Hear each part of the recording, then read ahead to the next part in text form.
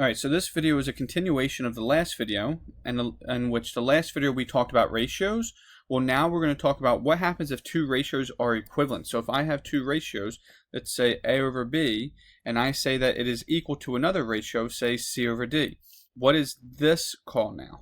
And whenever we have two ratios that are equal to each other, it's called a proportion. So this section, erase that so it can look a little bit neater. So this section is going to be about solving proportions, right? And portions are where we have two ratios that are equal to each other. So that's our essential understanding, and that's what we're learning for this video, right? So in this video, we're going to be able to solve proportions. And a proportion is where we have two ratios set equal to each other like we do here. Right. Another way that we can write out those ratios is instead of A over B, we can say A colon B, and instead of C over D, we can say C colon D. So this is still a proportion. It's two ratios that are set equal to each other. Now, the reason why it's important to write out like this is because we now give these letters names. Right. So the outside numbers, the first and the last, they are called our extremes. And then our two inside numbers, B and C, our two middle numbers, they are called our means. All right? And in a proportion, our means, the product of our means equals the product of our extremes. So when we multiply these two numbers together, so in this case, our extremes were 2 and 6, and 2 times 6 is equal to 12. So the product of our extremes is equal to the product of our means. And our means were the two inside numbers, 3 and 4. Or here, 3 times 4, and that is also equal to 12. So whenever we have a proportion, which remember, a proportion is an equation that says two ratios are equal. And whenever we have a proportion, the product of our extremes equals the product of our means. Now, the way that you will hear people say this, and teachers teach us, is if you look, when we have our two ratios written as fractions, this we just refer to as cross multiplication. Right? So we multiply our numerator with our other denominator, and then our other numerator with our other denominator. So it's always your one numerator with the other fractions denominators. All right, so now we're going to go ahead and do a couple problems with this. So if we want to write this out, it is 6 to x is equal to 5 to 4. So remember, our extremes are the outer numbers. So the product of our extremes, so 6 times 4, which is 24, we know is going to be equal to the product of our means, which is the inside, which is 5 times x, which is 5x. And then we would divide each side. We would divide each side by 5 to solve for x. So divide each side by 5, and x is equal to 4.8. All right, so you could write it out like I did here so you can see the outside and the inside. But remember, one of the things I said in the very last part was we can just do our cross multiplication. So we multiply our numerator with the other denominator, so 6 times 4, which we know already is 24, and then we multiply the other numerator with the other denominator, so 5 times x, or 5x, divide each side by 5, and x is still equal to 4.8. All right, this is the way that I will suggest that you do it, because it's quicker. You don't have to rewrite or think of it in different ways, but just showing you that our means times the product of our means is equal to the product of our extremes. And the way that we identify our means, it is our first and our last numbers. And the way that we identify our means is our two inside numbers. So the extremes are the first and the last, and the means are the two middle numbers. All right, the next problem that we're going to do is now a little bit differently. So here, when we do cross multiplication, the one thing that you have to be aware of is first we have 9 times y. So we can write it as 9y. This next part, it's 3 times all of this. So when you have a binomial or more than one term in your numerator or your denominator, you must put it in parentheses, because you have to remember to distribute this number in. So 9y is then equal to 3y plus 12. All right, so you must remember to distribute that in. So whenever you have more than one term or an addition, subtraction sign, you must remember to distribute it into the entire thing. So that 3 gets multiplied to both the y and to the 4. And now from here, we just have a simple algebraic equation where we solve for y. So we'll subtract over 3y and subtract over 3y. So then you get 6y is equal to 12. Divide each side by 6.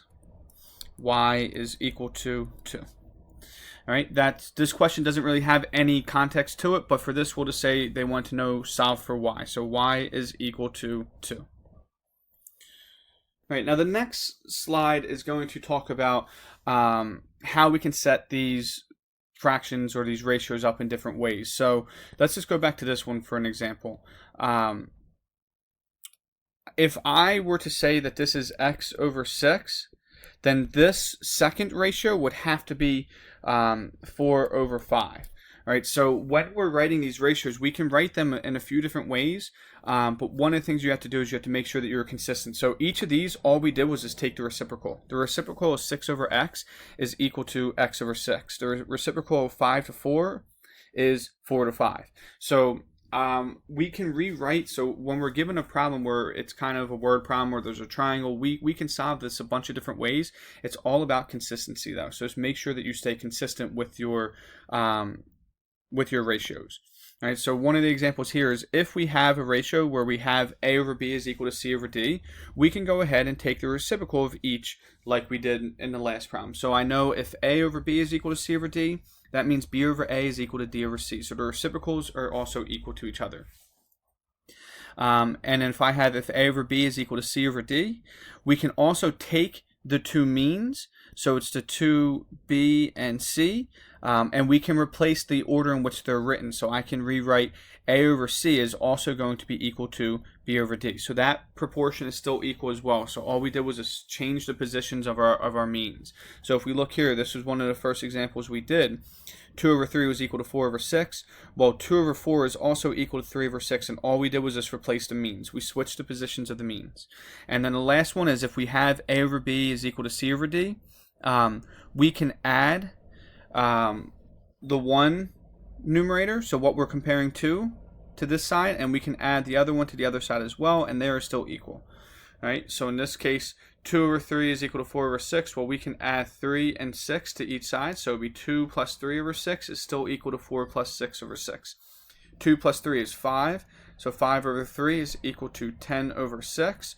When we cross multiply, we get 30 is equal to 30. All right, so if you add your denominators to each side, and it's adding, so b to the same side as b is, and adding d to the same side that d is, that is still equivalent as well. All right, so this next problem, this last problem we're going to do, there's really no problem to it.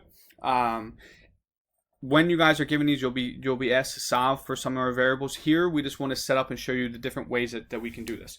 So one thing that we can do is set up is, remember, it's all about consistency, is you can compare this smaller triangle. So here we have a triangle within a triangle. So we have this yellow triangle, and then we have this green triangle, where the yellow triangle is part of the green one. We're going to learn about a few different traits with this, but for now we're just going to, before that, we're just going to set up some ratios. So one thing that we can do is we can set up 6 over 7, so we can create this ratio. But if you notice, here we did the top part over the bottom part. So if we want to create a ratio with the other side, we have to be consistent. So it could be x over y. All right, so that is 6 over 7 will be equal to x over y. So another way that we can do this then is we can flip and take the reciprocal. So we can say 7 over 6 is equal to y over x. So here we went from the bottom, and then we made our ratio going to the top.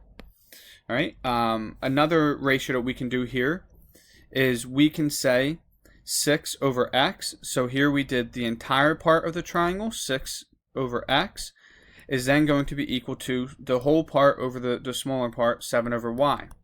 And if we go back to our original problem, all we did here is we took our two means and we changed their place. So this is something that we learned about on this last slide, that we can change the places of our means. But all it is it's being consistent. So whether we went from top over the bottom, like the first one, or the bottom over the top, like the second one, or the one that we just did here where it's the whole part of the triangle over the small part, whole part over the small part, staying consistent. All of these work. All right, and then the last one, this is the one I see a lot of people solve for this because it's one of the easiest, is you will do the entire triangle. So 6 is the entire part of the smaller triangle. So 6 over the entire part of the bigger triangle. So how do I represent this bigger side? X plus 6. Because